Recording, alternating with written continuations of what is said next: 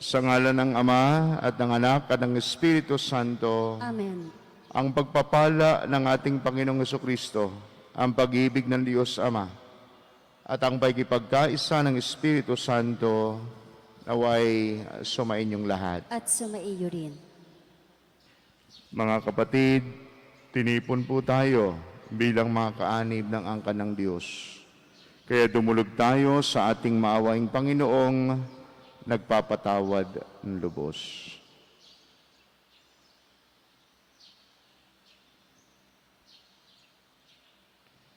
Sinugong tagapagpagaling sa mga nagsisisi, Panginoon, kaawaan mo kami. Panginoon, kaawaan mo kami. Dumating na tagapaganyayang mga makasalanay magsisi, Kristo, kaawaan mo kami. Kristo, kaawaan mo kami. Nakalukluka sa kanan ng Diyos Ama para ipamagitan kami. Panginoon, kaawaan mo kami. Panginoon, kaawaan mo kami. Kaawaan tayo ng Diyos sa makapangyarihan, patawarin tayo sa ating mga kasalanan, at patnubayan tayo sa buhay na walang hanggan. Amen. Manalangin tayo.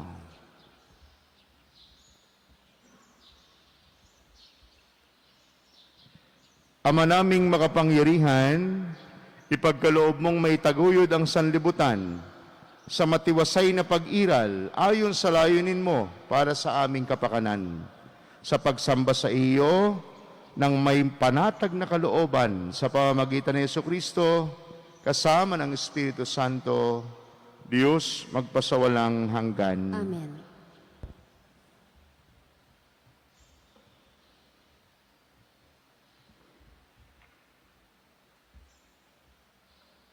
Pagbasa mula sa unang sulat ni Apostol San Pedro. Mga pinakamamahal, tungkol sa kaligtasang ito, masusing nagsiyasat at nagsuri ang mga propetang humula sa kaloob na itong nakalaan sa inyo. Sinuri nila kung kailan at paano ito mangyayari. Ang panahong ito ang tinutukoy ng Espiritu ni Kristo na sumasa kanila ng paunang ipahayag sa kanila ang hirap na titiisin ni Kristo at ang parangal na tatamuhin niya. Nang kanilang ipahayag ang mga katotohanan ito, ipinanaunawa sa kanila ng Diyos na ang ginagawa nila'y sa kapakinabangan ninyo at hindi sa kanila. Ang mga katotohanan ito'y narinig ninyo ngayon sa mga tagapangaral ng mabuting balita ng Diyos. Nagsalita sila sa inyo sa kapangyarihan ng Espiritu Santong sinugo sa kanila buhat sa langit. Ang mga katotohanan ito'y pinananabikang maunawaan ng mga anghel sa langit. Kaya nga, ihanda ninyo ang inyong mga isipan, magpakatatag kayo at lubos na umasa sa pagpapalang tatamuhin ninyo kapag nahayag na si Jesucristo. Bilang mga anak, sundin ninyo ang Diyos at huwag ang masasamang hilig tulad ng ginagawa ninyo noong kayo'y wala pang tunay na pagkaunawa. Yamang ang Diyos na humirang sa inyo ay banal, dapat kayong magpakabanal anuman ang inyong ginagawa ayon sa nasusulat. Magpakabanal kayo sapagkat ako'y banal. Ang salita ng Diyos. Salamat sa Diyos. Salmong tugunan. Ang Diyos na rin ang naghayag ng handog niyang pagliligtas. Ang Diyos na rin ang naghayag ng handog niyang pagliligtas.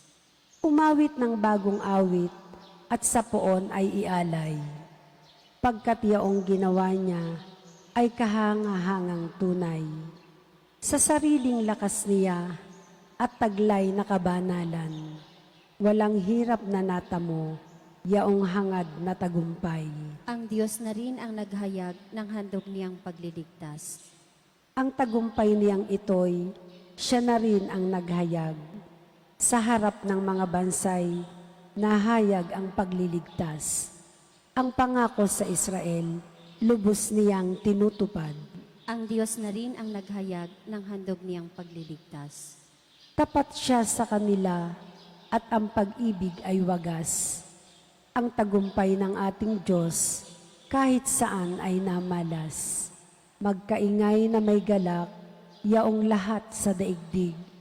Ang poon ay buong galak, na purihin sa pag-awit. Ang Diyos na rin ang naghayag ng handog niyang pagliligtas.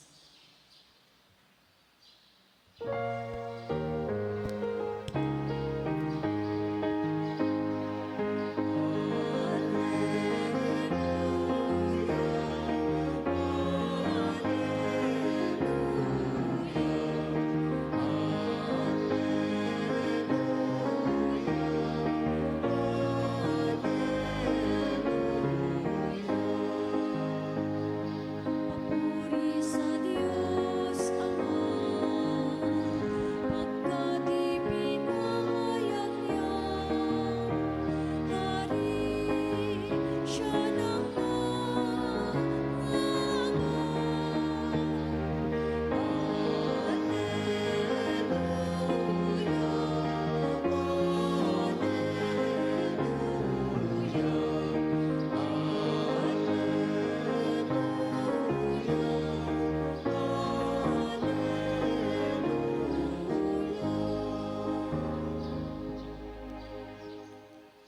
Sumainyo ang Panginoon. At sumaiyo rin. Ang mabuting balita ng Panginoon ayon kay San Marcos. Papuri sa iyo, Panginoon. Noong panahong iyon, nagsalita si Pedro kay Jesus. Tingnan po ninyo, iniwan na namin ang lahat at kami sumunod sa iyo. Sinabi ni Jesus, tandaan ninyo ito. Ang sinumang mag-iwan ng bahay o mga kapatid, ina, ama, mga anak, mga lupain, dahil sa akin at sa mabuting balita ay tatanggap ng makasandaang ibayo sa buhay na ito. Mga bahay, mga kapatid, mga ina, mga anak, at mga lupa. Ngunit may kalakip na pag-uusig. At sa kabilang buhay ay magkakaroon ng buhay na walang hanggan. Ngunit maraming nauuna na magiging huli at maraming nahuhuli na magiging una. Ang mabuting balita ng Panginoon. Pinupuri ka namin, Panginoong Heso Kristo.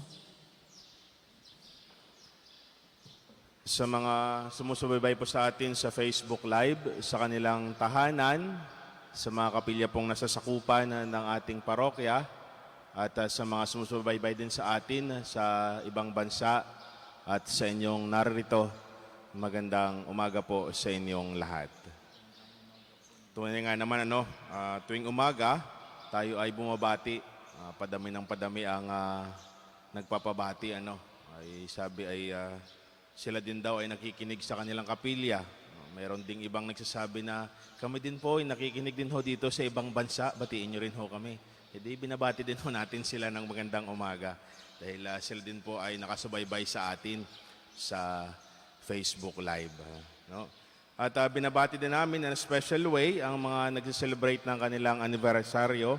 Happy anniversary po sa mga nagse-celebrate ng kanilang birthday.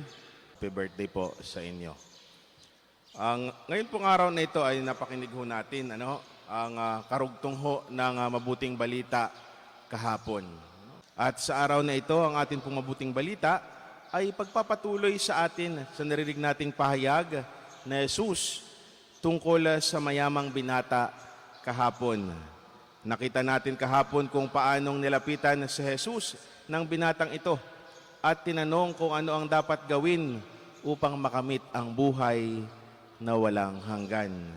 Si Jesus naman ay tumugon sa kanya na kung tinutupad niya ang 10 utos at ipamigay ang kanyang ari-arian sa mga dukha, magkakaroon siya ng buhay na walang hanggan.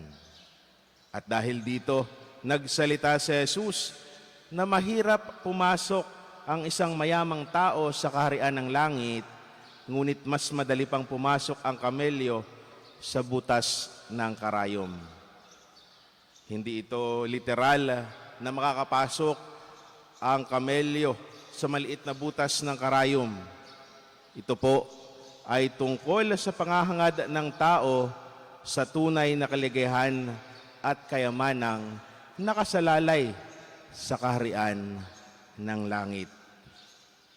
Kaya ito po'y panawagan sa pagsunod sa yapak ng Panginoon tungo sa buhay na walang hanggan. Ngunit ang pagsunod sa yapak ng Panginoon sa buhay na walang hanggan ay tayo ay magkakaroon ng sakripisyo na dumaan sa maraming pagsubok sa buhay. Bago natin marating ang kaharian ng Diyos, tayo muna ay susubukin. At sa araw na ito, patuloy na nagsalita si Jesus ng kung sino man ang mag-iiwan ng kanyang lupain, tahanan, at pati ang kapamilya ay magkakamit ng kaligayahan sa kalangitan. Pero ang tanong, iyon nga ba ang gusto nating gantimpala na kahit isa sakripisyo natin ang mga mahal natin sa buhay?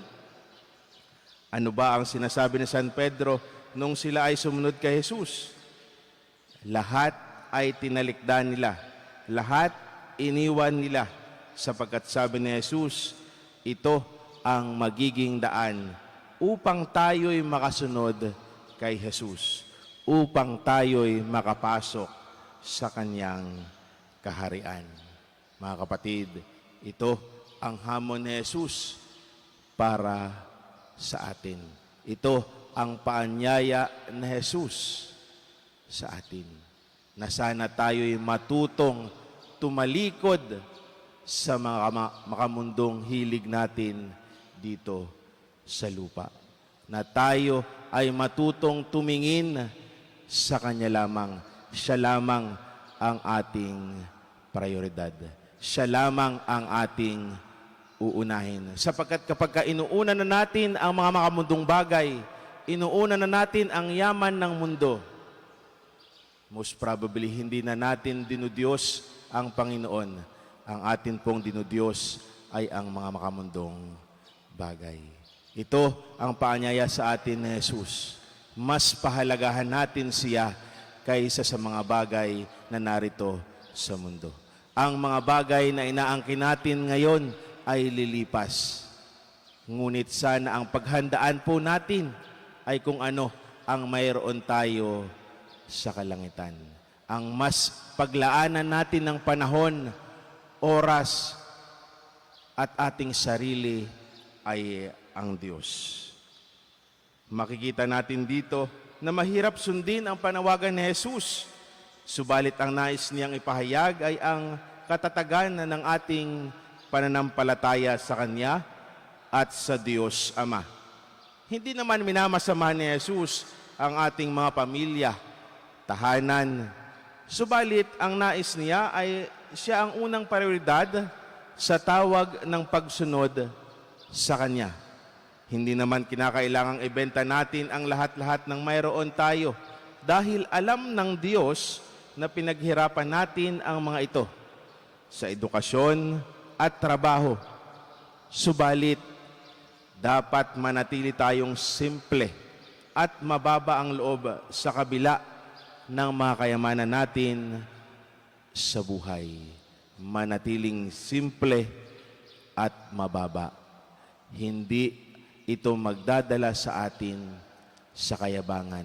Hindi ang kayamanan ang magdadala sa atin upang alipustahin ang mga taong naghihirap. Upang ikaw ay mapagmataas sa buhay. Hindi ang kayamanan ang magdadala sa iyo sa impyerno. Bagkus ang iyong kayamanan at kung ano man ang iyong ari-arian dito sa mundo, ang siyang magdadala sa iyo, ang siyang magiging daan mo papunta sa langit. Paano ba magiging daan ang iyong ari-arian, ang iyong kayamanan papunta sa langit? Ang matuto kang magbahagi ng kung ano ang meron ka sa iba. Ang kung matuto kang tumingin sa pangangailangan ng iyong kapwa. Ito po ang hamon sa atin ni Jesus sa patuloy nating pagsunod sa Kanya. At ito rin ang naging hamon ni Jesus sa kanyang mga alagad na sumusunod sa kanya. Natalikdan ang lahat at siya lamang ang prioridad sa buhay. Mga kapatid, mahirap hong sumunod kay Jesus. Mahirap hong talikdan ang kung ano ang meron tayo dito sa mundo. Naalala ko po nung ako po'y pumasok ng seminaryo dahil ako po'y lumaki sa nanay at wala akong tatay. No? 3 taong gulang pa lamang ako nung namatay ang aking tatay. Kaya lumaki ho ako na laging nasa ina. No? Kaya hindi ko ikinahiya na ako'y high school na, katabi ko pa rin ang nanay ko sa kwarto. Lagi pa rin nakasiksik sa kilikili ng nanay dahil siyempre makinanay. Nung ako umalis sa amin, ay first time mo akong lumayo. At nagkakasakit po ako pagka 5 days, kunwari, ay noong inimitahan ako ng kuya ko na pumunta sa kanila, 5 araw pa lamang nagkasakit na ako dahil hinahanap ko na si nanay. Sabi ko nga, nung paalis na ako, paano pa kaya ito? Habang papaalis na po yung sinasakyan naming bus, palayo na ng palayo, papunta sa Davao sa airport, naisip ko na parang ang layo ko na. Makakabalik pa kaya ako? Pagdating ho sa Davao sa airport, nung papalipad na po ang eroplano, nakaub lang po ako doon sa upuan, at iniisip ko na parang hindi na ako makakabalik. Hindi naman pwedeng pumara sa taas at hindi ka naman makakapara doon. At sasabihin mo, para, bababa muna ako at babalik. Ay pagdating ho ng Maynila, parang hindi ko na ho maintindihan kung anong aking nararamdaman. Dahil sabi ko, malayo na ito eh. Hindi na ito Mindanao, hindi rin ito Visayas, ito ho'y Luzon na. Pagdating ho namin, dahil kami ho'y sinundo, pagdating ho namin sa Binyan, tumatawag ho ang aking mga kapatid at ang aking ina sa akin. Ang ginawa ko, sumagot lang ho ako, nandito na ho ako sa Maynila. Pagkatapos noon, pinatay ko na ho ang aking cellphone. Siyempre, hindi ko kaya na sumagot ho sa mga tawag nila. Sinabi ko na lang nung kinaumagahan na, sabi ko, nalobat yung cellphone ko, walang pagsaksakan. Siyempre, sabi, sip-isip siguro ng mga kapatid ko, lukuhin mo pa kami. Manila na yan, walang kuryente. Siyempre ho, dahil hindi ko ho kayang sumagot sa kanilang tawag dahil ako'y iiyak, hindi, pinanindigan ko nung ako'y pumasok ng seminaryo. Pagdating ho ng seminaryo, seminaryo ho kasi pagkapasok, pagka ikay college, 3 beses lamang, 3 araw lamang sa isang buwan makakagamit ka ng cellphone. Yung pong last Friday of the month. Friday, Saturday, tsaka Sunday. Yun lamang po ang araw na ikaw ay makagamit ng cellphone. Pagkadating ng Sunday, ibabalik ho ulit yan sa Prefect of Discipline. Unang buwan, siyempre ho, parang homesick lagi. Laging parang magkakasakit. Pagkatapos ng unang buwan, talagang excited ako. Thursday pa lang, talagang excited na ako. Parang hindi ako makatulog dahil kinabukasan, may cellphone na. Pagkakuha ng cellphone, siyempre tumawag agad ako kay nanay. Nung tumawag ako kay nanay, ang tanong agad ni nanay sa akin, siyempre siguro mga 2 minuto pa lang kami nag-uusap. Ang tanong ng nanay sa akin, parang may sakit ka. Sabi ko, hindi nay, nanibago lang siguro sa klima. Ang klima ho sa atin dyan, medyo mainit dito, medyo malamig Kaya medyo sinisipon ako. Pero ang totoo talaga, ay paiyak na ako. Dahil gusto ko na talagang sabihin sa nanay ko na uuwi na ako. Pero iniisip ko, dahil kami mahirap, saan kaya kukuha ang nanay ko ng pamasahe, Kaya noong nalaman ni nanay na gano'n nga, parang homesick na ako, challenge ako ng nanay ko. Sabi ng nanay ko, sige, gusto mo bang bumalik dito? Hanapin ka naman ng pamasahe. Gagawa kami ng paraan, mangungutang kami. Pero sabi ng nanay ko, gusto mo bang magtiis ulit dito? Mag-ani ng mais, mag-ani ng palay, o Gusto mong sundin yung gusto mo sa buhay na maging pare, o gusto mong bumalik dito? Medyo na-challenge ako sa sinabi ng nanay ko. Kaya yun po ang pinanindigan ko. Sabi ko, mahirap sumunod sa tawag ng Diyos, pero kapag ikaw ay sumusunod sa tawag ng Diyos, laging naroon ang biyaya na ipinapadala niya para sa iyo. Ito po ang naging hamon sa mga apostoles. Bakit ho sila kinalugdan ng Diyos? Sila ho ay tumalikod sa kung ano ang buhay nila. Bakit ho sila nakatanggap ng grasya ng Diyos? Sapagkat tinalikuran nila ang lahat ng bagay sa mundo upang sumunod sa Kanya. Matuto din tayong magbahagi ng kung ano ang iilang ari-arian natin sa ating kapwa at pagpapalain tayo ng Diyos. Mga kapatid, ang nais lamang ng Diyos ay siya lamang ang ating prioridad. Siya lamang ang ating uunahin. Siya lamang ang ating sasambahin. Sapagkat kapag siya ang ating inuuna at sinasamba, makakamtan natin ang buhay na walang hanggan. Makakapasok tayo sa kanyang kaharian. Ito ang hamon sa ating buhay. Sundan natin ang yapak ni Jesus. Unahin natin siya sa lahat ng bagay na ating ginagawa. Siya lamang ang ating sasambahin. Muli, isang magandang umaga po sa inyong lahat.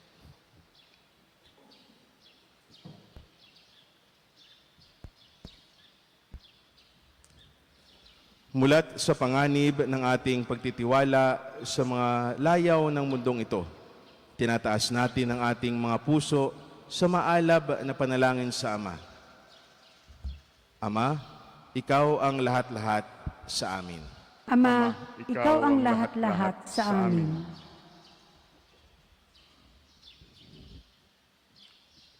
Ang simbahan sa buong sandaigdigan, naway maging matibay at tunay na tanda ng daan tungo sa walang katapusang kaligayahan at buhay na walang hanggan. Manalangin tayo sa Panginoon. Ama, Ikaw ang lahat-lahat sa amin. Tayong lahat naway matutong magtiwala sa mga espiritual na pinahahalagahan na siyang nagpapayaman ng buo nating katauhan at hindi sa mga material na kayamanan na nagbibigay ng kawalang kasiyahan sa ating mga kaluluwa. Manalangin tayo sa Panginoon. Ama, Ikaw ang lahat-lahat sa amin. Ang ating mga puso, naway hindi natin isara sa mga nangangailangan at sa halip maging mula tayo sa pakikiisa sa mga gawain ni Kristo na nagpapagaling at nakapagpababalik loob. Manalangin tayo sa Panginoon. Ama, Ikaw ang lahat-lahat sa amin. Ang mga may sakit at mga may kapansanan, naway madawa nila ang kalinga ng Panginoon sa pamamagitan ng pag-ibig ng kanilang mga kapitbahay at mga kaibigan. Manalangin tayo sa Panginoon. Ama, Ikaw ang lahat-lahat sa amin. Ang mga pumanaw nating mga kamag-anak at mga kaibigan, naway humimlay sa makalangit na kapayapaan ng Diyos. Manalangin tayo sa Panginoon. Ama, Ikaw ang lahat-lahat sa amin. Makalangit na Ama, tingnan mo nang may habaga ang mga nangangailangan. Liwanagan mo ang iyong katotohanan, ang aming buhay at bigyan kami ng biyaya na mamuhay ayon sa mataas na pagpapahalaga sa amin ng iyong anak na si Jesucristo. Siya na nabubuhay at naghahari kasama mo at ng Espiritu Santo magpasawalang hanggan. Amen. Amen.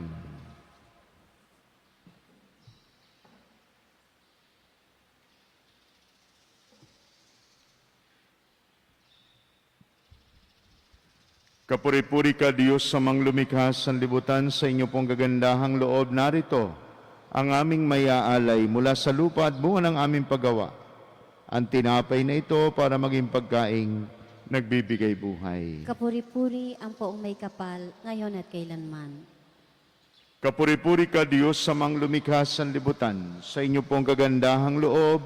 Narito ang aming mayaalay mula sa katas ng ubas at bunga ng aming paggawa. Ang alak na ito para maging inuming nagbibigay ng iyong Espiritu. Kapuri-puri ang poong may kapal, ngayon at kailanman.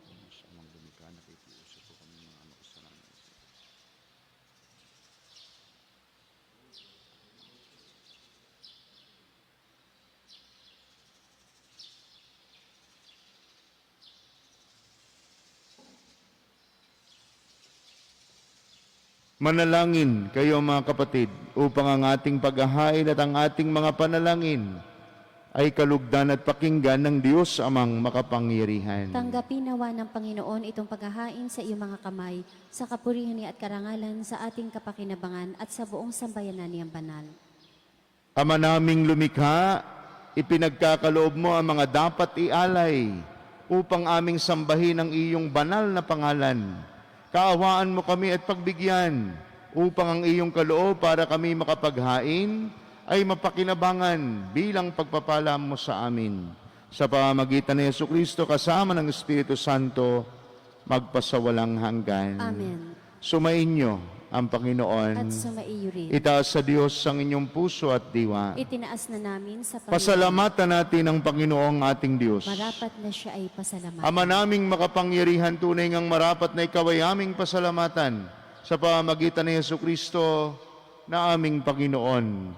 Utang na loob ang nagbubunsod upang gunitain ang kamatayan niya para kami buhayin. Pagtitiwala ang saninang ligayang di malilimot sa pagkabuhay niyang sa aming kaloob. Pag-asa ang dahilan ng pagiging handa para sa pagbabalik niyang totoong dakila. Kaya kaysa ng mga anghel na nagsisiyawit ng papuri sa iyo, nang walang humpay sa kalangitan kami nagbubunyi sa iyong kadakilaan. Santo, Santo, Santo, Panginoon Diyos ng mga hukbo, napupuno ang langit at lupa ng kadakilaan mo. O sana sa kaitaasan, pinagpala ang naparirito sa ngalan ng Panginoon. O sana sa kaitaasan. Ama naming banal, ikaw ang bukal ng tanang kabanalan, kaya't sa pamamagitan ng iyong Espiritu, gawin po ninyong banal ang mga kaloob na ito upang para sa amin ay maging katawan at dugo ng aming Panginoong Hesukristo. Bago niya pinagtiis ang kusang loob na maging handog, hinawakan niya ang tinapay, pinasalamatan kaniya, pinagati-hati niya iyon, iniabot sa kanya mga alagad at sinabi, tanggapin ninyong lahat ito at kanin. Ito ang aking katawan na ihahandog para sa inyo.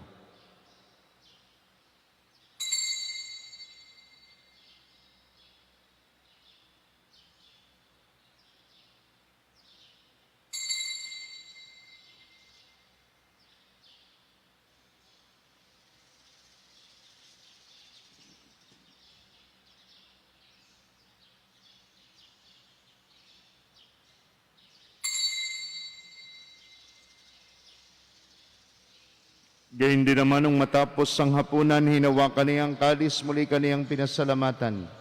Iniabot niya ang kalis sa kanyang mga alagad at sinabi, tanggapin ninyong lahat ito at inumin. Ito ang kalis ng aking dugo ng bago at walang hanggan tipan. Ang aking dugo na ibubuhos para sa inyo at para sa lahat sa ikapagpapatawad ng mga kasalanan. Gawin ninyo ito sa pag-alaala sa akin.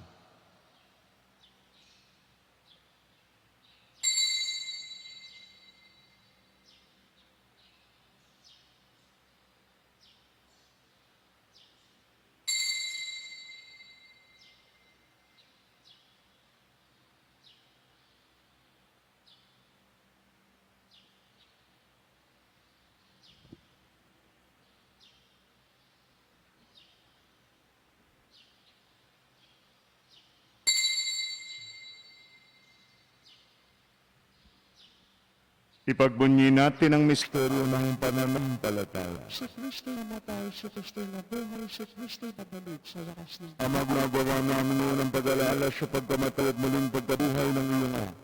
At pinahalo ko namin kaligtasan. Kami nagpapasalamat dahil kami iyong minarapat at tumayo sa harap mo para maglingkod sa iyo. Sinasamo po namin kaming mga magsasalo-salo sa katawan at dugo ni Kristo ay mabuklod sa pagkakaisa sa pamamagitan ng Espiritu Santo. Ama, lingapin mo yung simbahang laganap sa buong daigdig. Puspusin po ninyo kami sa pag-ibig. Kaysa ni Francisco na aming Santo Papa at ni Gilbert na aming Obispo, lahat ng mga obispo at ng tanang kaparian. Alalahanin po ninyo ang mga kapatid naming nahimlay na nang may pag-asang sila'y muling mabubuhay. Gayon din ang lahat ng mga pumanaw, lalo tigit silang malalapit sa aming buhay. Kaawaan po ninyo sila at patuloyin sa iyong kaliwanagan. Kaawaan po ninyo at pagindapatin kaming lahat na makasalo sa iyong buhay na walang wakas. Kaysa ng mahal na Birheng Maria, Ina ng Diyos, kaysa ni San Jose na kanyang kalinasanisang esposo at minamahal naming patron, kaysa ng mga apostol at ng lahat ng mga martir at banal, lalo tigit ni San Lorenzo Ruiz, San Pedro Calungsod at San Jose Marelo, na namuhay dito sa daigdig ng kalugod-lugod sa iyo. May pagdiwang po nawa namin ang pagpupuri sa ikararangal po ninyo sa pamagitan ng iyong anak na aming Panginoong Heso Kristo. Sa pamamagitan ni Kristo, kasama niya at sa Kanya, ang lahat ng parangal at papuri ay sa iyo, Diyos sa mga makapangyarihan, kasama ng Espiritu Santo, magpasawalang hanggan.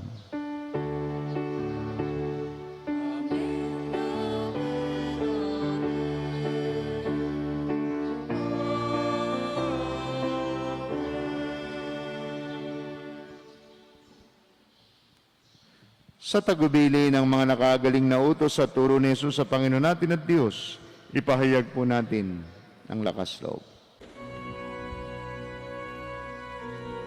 Ama namin, sumasalangit ka, sambahin ang ngalan mo, mapasa amin ang kaharian mo, sundin ang loob mo dito sa lupa para nang sa langit. Bigyan mo kami ngayon ang aming kakanin sa araw-araw. At patawarin mo kami sa aming mga sala para ng pagpapatawad namin sa nakakasala sa amin. At huwag mo kaming ipahintulot sa tukso at iadya mo kami sa lahat ng masama. Nihiling po namin kami adias sa lahat ng masama, pagkalooban ng kapayapaan araw-araw, iligtas sa kasalanan, at iliyo sa lahat ng kapahamakan, samantalang aming pinananabig ang dakilang araw ng pagpapahayag ng tagapagligtas naming si Yesu Kristo. Sapagkat iyo ang kaharian, ang kapangyarihan at ang kapurihan, magpakailanman. Amen. Panginoong Yesu Kristo, sinabi mo sa iyong mga apostol, kapayapaan ang iniiwan ko sa inyo, ang aking kapayapaan ang ibinibigay ko sa inyo. Tunghayan po ninyo ang aming pananampalataya, at huwag po naman ang napakarami naming mga pagkakasala. Pagkalooban po ninyo kami ng kapayapaan at pagkakaisa, lalo tigit sa loob ng aming mga tahanan. Ayon po sa inyong banal na kalooban, kasama ng Espiritu Santo, magpasawalang hanggan. Amen. Ang kapayapaan ng Panginoon naway laging sumainyo. At sumaiyo rin. Magbigayan kayo ng kapayapaan sa isa't isa.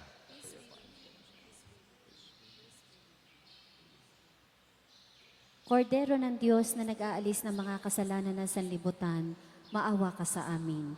Kordero ng Diyos na nag-aalis ng mga kasalanan ng sanlibutan, maawa ka sa amin. Kordero ng Diyos na nag-aalis ng mga kasalanan ng sanlibutan, ipagkaloob mo sa amin ang kapayapaan.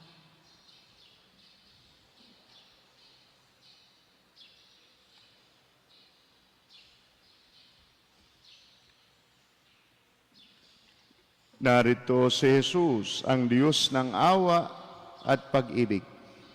Siyang Diyos sa sumasa atin, malapit sa ating piling. Mapapalad kayong manakikimahagi sa kanyang banal na piging. Panginoon, hindi ako karapat-dapat na magpatuloy sa iyo, ngunit sa isang salita mo lamang ay gagaling na ako. Ang katawan ni Kristo. Amen.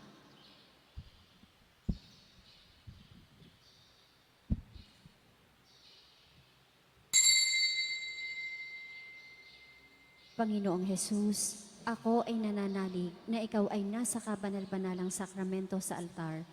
Iniibig kita ng higit sa lahat at minimithi kong tanggapin ka sa paraang espiritual dahil hindi ko kayang tanggapin sa panahon ngayon ang iyong katawan at dugo sa banal na sakramento. Kahit man lang sana ay matanggap kita sa paraang espiritual sa aking puso. Niyayakap kita na para bang andito ka na talaga sa aking puso at iniaalay ko ng buong puso ang aking sarili sa iyo. Huwag mong pahintulutang mawalay ako sa iyo. Amen.